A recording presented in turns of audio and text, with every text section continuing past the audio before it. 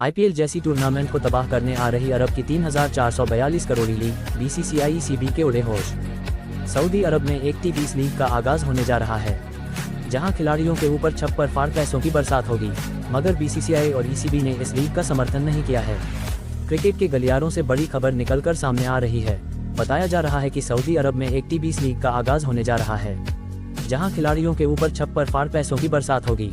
यही नहीं बताया तो ये भी जा रहा है कि इस लीग के आने से आईपीएल और द 100 जैसे दुनिया भर में मशहूर लीग को भारी नुकसान होगा।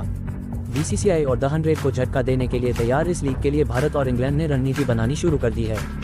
बताया जा रहा है कि बीसीसीआई और इंग्लैंड क्रिकेट बोर्ड ने इसका विरोध किया है, मगर ऑस्ट्रेलिया को इस लीग में अपना भविष्य नजर आ रहा है।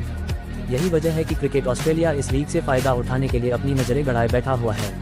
एनडीटीवी से खास बातचीत में संजय झा ने कहा, सऊदी अरब में T20 लीग के आगाज की खबर पर cricketnext.com के संस्थापक और खेल विश्लेषक संजय झा ने एनडीटीवी से खास बातचीत में कहा, अगर ये सऊदी लीग होती है तो उनके पास पैसों की कमी नहीं है और वो आती है तो आईपीएल और इसके जैसी बाकी लीग को खतरा होगा। लेकिन अच्छी बात यह है कि खिलाड़ियों को बहुत फायदा होगा और उनको पैसे ज्यादा मिलेंगे और सभी टूर्नामेंट के बीच अलग होड़ मचेगी। ये एक बड़ा फायदा हो सकता है अगर सऊदी लीग आती है, और जैसा मैंने भी सुना है। संजय झा ने आगे कहा, बिल्कुल ये कैरी पैकर मोमेंट के जैसा है जो 1970-80 के दशक में हुआ था, और इस बार अगर ये लीग आती है तो इसमें कई देश जैसे ऑस्ट्रेलिया है, पाकिस्तान है, इन जैसे देशों को फायदा होगा और उनकी नजरें होंगी कि वहां जाए और खेलें, जो इंडिया के लिए मुश्किल होगा। लेकिन इंडिया को अलर्ट होना होगा और खुद को प्रतियोगिता के हिसाब से तैयार करना होगा, और ये सब बाजार के नियम होते हैं और बाजार ही फैसला लेता है। बीसीसीआई और ईसीबी खिलाड़ियों को नहीं देगा एनओसी। ब्रिटिश अखबार द गार्जियन की माने तो बीसीसीआई और ईसीबी अपने खिलाड़ियों को इस लीग में शिरकत करने से रोकने के लिए एनओसी देने से इनकार कर सकता है, यानी कि भारत और इंग्लैंड के स्टार क्रिकेटर इस लीग में शिरकत करते हुए नजर नहीं आएंगे।